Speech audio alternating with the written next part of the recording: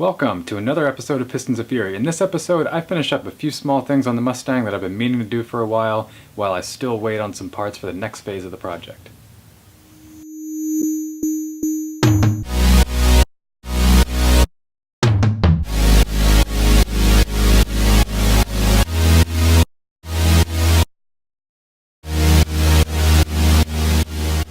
Okay, so in the previous episode, we took the car back out on the road, at least on my block, for a quick drive. Just, I don't want to call it a shakedown because the car has been drivable for years and years and years, but it's the first time it's been driven like that on the road in quite some time. So really just wanted to make sure that everything worked, make sure there was no electrical gremlins, anything like that. So good news is everything seems to work fine. It runs just like it always had, so that's awesome. What I do need to fix, well, there's a couple things. So with my new gauge pod, a lot of my, I would say probably almost all of my sending units are off. So I've been doing a little bit of research. I think what I'm probably going to do is just buy the sending units from BDO and replace the stock sending units that I have. In the case of the gas tank, I might have to add a power resistor in line to get that to work, right? Because I'm not going to go replace the sending unit in the tank because I don't think they make one for that. So I need to do that. As noted in the last episode, my tachometer project kind of failed.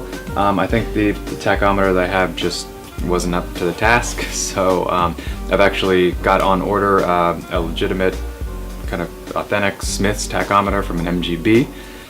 So I'll be getting that, and I'm going to show you guys how to convert that from a 4-cylinder tachometer to 8-cylinder. So it works quickly. So that's on order. That'll be the next episode. I don't have that today. What I do have today is I've got to get under the car and do some maintenance. I need to replace my shifter bushings. I also need to adjust my shifter linkage on my top loader 4-speed. It's got a Hurst Competition Plus shifter. It kind of binds when I'm going from reverse to first, so I need to fix that. And then also upgrade my bushings from plastic to metal and replace the clips. While I'm under there, I'm going to remove my old speedo cable and also tie up my e-brake lines. So yeah, under car stuff. I'm going to try to get it jacked up enough and lit well enough so I can actually record some of that. A little challenging because I'm in a garage. I don't have a lift or anything, so we will see how that goes.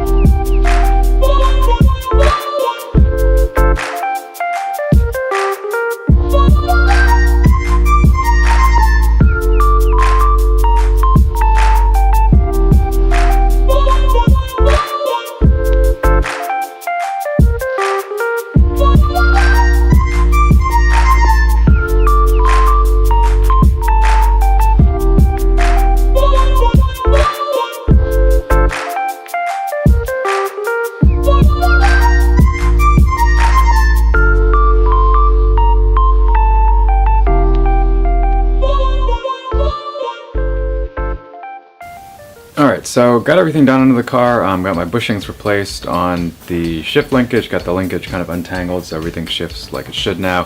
Removed my old speedometer cable, which I don't need anymore and was all mangled and melted from the headers anyway. And also tied up my e-brake cable. So currently no e-brake still. I still have to purchase the rest of the low car handbrake kit, but the cables are like $150. I just don't want to spend that money right now. Plenty of other things to do.